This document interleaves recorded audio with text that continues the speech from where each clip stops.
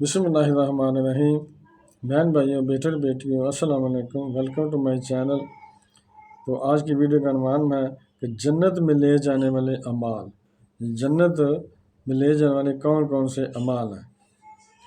آج کی ویڈیو بہت اہم ہے اور محنت سے یہ آپ کے لیے بنائی ہے، اس لیے آپ کو چاہیے کہ اگر آپ میرے چینل پر نئے ہیں تو پہلے چینل کو سبسکرائب کر دیں اور بیل کو دبا کر آل پر کلک کر دیں تاکہ میری آنے والی اچھی سے اچھی ویڈیوز آپ کو ملتی رہیں۔ چلو دیکھتے ہیں اس ویڈیو میں کہ جنت میں لے جانے والے کون سے اعمال ہیں۔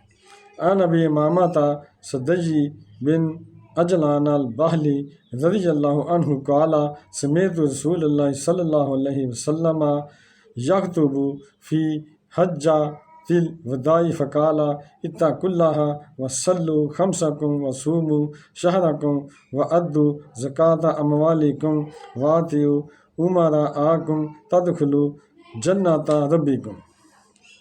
ترجمہ: حضرت سیدنا ابو امامہ صدی بن اجلان باہلی رضی اللہ عنہ فرماتے ہیں، میں نے نبی اکرم صلی اللہ علیہ وسلم کو حجۃ الوداع کے خطبہ میں یہ فرماتے ہوئے سنا، اپنے رب وجل سے ڈرو، اپنی پانچوں نمازیں پڑھو، اپنے رمضان کے روزے رکھو، اپنے موال کی زکوٰۃ دو اور اپنے حکمرانوں کی اطاعت کرو، تم اپنے رب وجل کی جنت میں داخل ہو جاؤ گے۔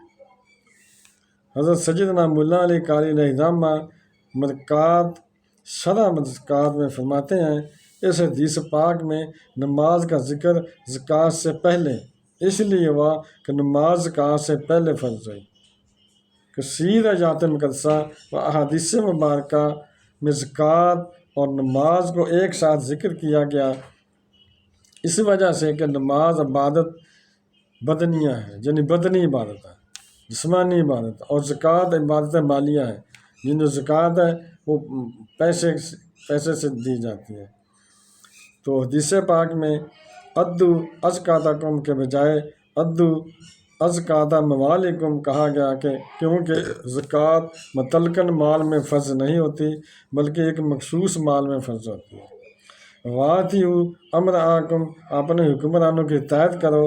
حکمران سے مسلمانوں کا خلیفہ، اسلامی حاکم یا علماء دین مراد ہے، یا پھر یہ لفظ اپنے عموم پر ہے اور اس سے مراد وہ شخص ہے جو کسی بھی معاملے میں تمہارا سرپرست ہو۔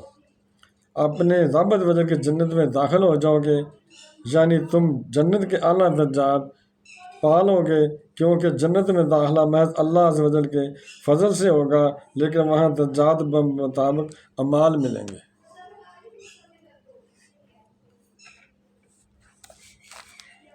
شرح طبی میں حدیث مذکور کے تحت لکھا گیا ہے کہ نماز، روزہ اور زکوٰۃ کی نسبت بندوں کی طرف کی گئی تاکہ عمل ثواب یعنی جنت کا عوض بن جائے، نیز رب اور بندوں کے درمیان خرید و فروخت منعقد ہو جائے، جیسا کہ رب کریم فرماتا ہے ان اللہ اشتری من المؤمنین انفسهم واموالهم بان لهم الجنہ۔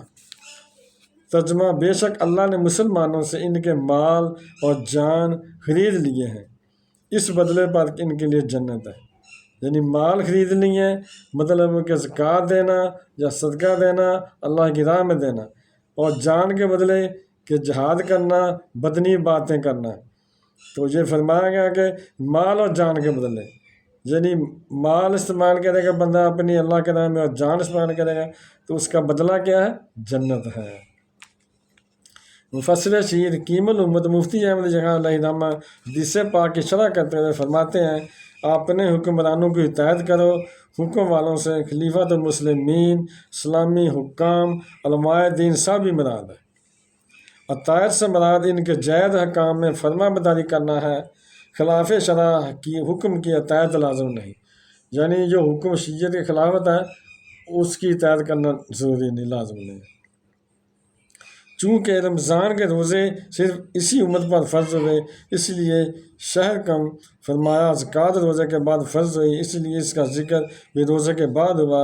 خیال ہے کہ مختلف احادیث مختلف اوقات کی ہیں، جس زمانہ میں کوئی عبادت نہ آئی تھی تب فرمایا گیا جس نے کلمہ پڑھ لیا جنتی ہو گیا، سبحان اللہ۔